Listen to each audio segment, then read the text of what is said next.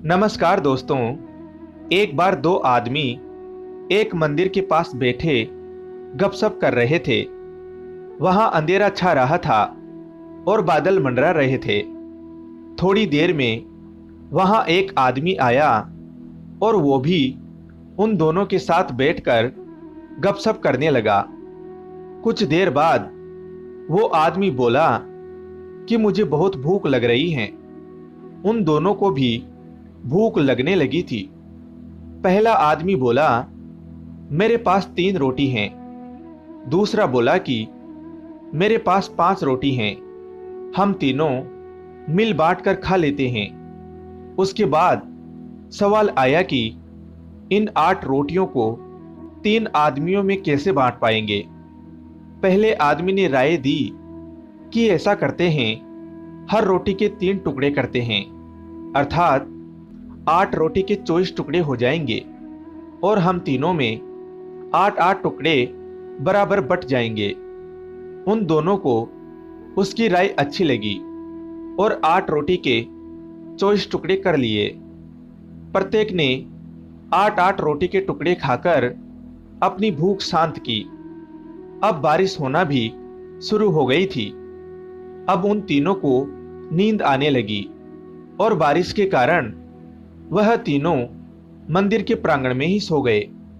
सुबह उठने पर तीसरे आदमी ने उनके उपकार के लिए दोनों को धन्यवाद दिया और प्रेम से 8 रोटी के टुकड़ों के बदले दोनों को उपहार स्वरूप 8 सोने की गिन्नी देकर अपने घर की ओर चला गया।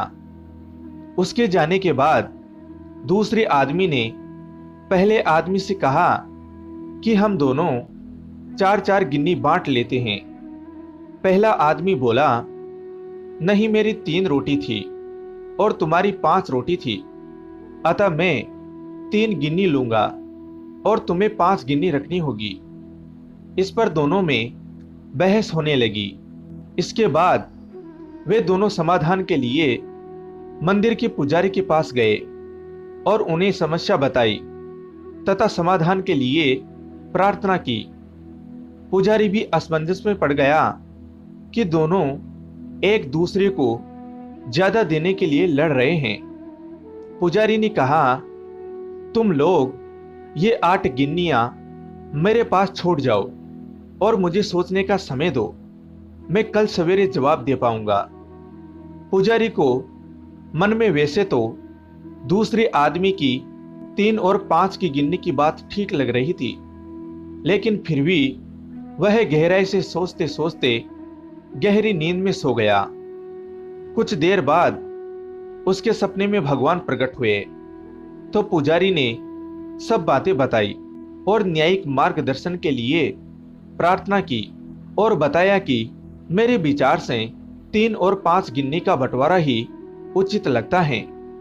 भगवान मुस्कुराकर बोले, नहीं, पहले आदमी को 1 गिन्नी मिलनी चाहिए और दूसरे आदमी को 7 गिन्नी मिलनी चाहिए। भगवान की बात सुनकर पुजारी अचंभित हो गया और अचरज से पूछा, प्रभु ऐसा कैसे?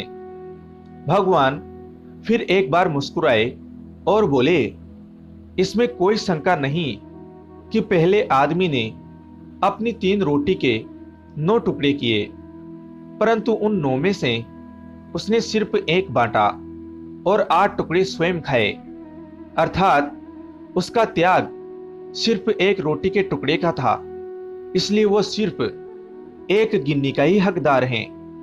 दूसरे आदमी ने अपनी 5 रोटी के 15 टुकड़े किए, जिसमें से 8 टुकड़े उसने स्वयं खाए और 7 टुकड़े उसने बांट दिए, इसलिए वो न्यायानुसार 7 गिन्नी का हकदार है।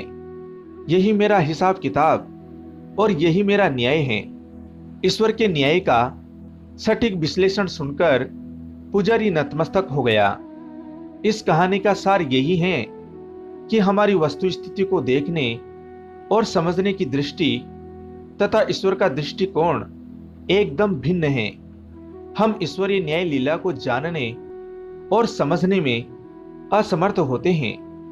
हम अपने त्याग का गुणगान करते हैं, परंतु ईश्वर हमारे त्याग की तुलना हमारे सामर्थ्य एवं भोग के तौर पर यथोचित निर्णय से करते हैं। यह महत्वपूर्ण नहीं है कि हम कितनी धन संपन्न हैं। महत्वपूर्ण तो ये है कि हमारे सेवा भाव कार्य में त्याग कितना है। जय भोलेनाथ जी की। तो दोस्तों, कहानी से आपको क्या सीख मिली, कमेंट करके जरूर बताएं। कहानी को अंत तक सुनने के लिए आपका धन्यवाद दोस्तों। फिर मिलूंगा एक नई कहानी के साथ। तब तक के लिए जय हिंद, जय भारत।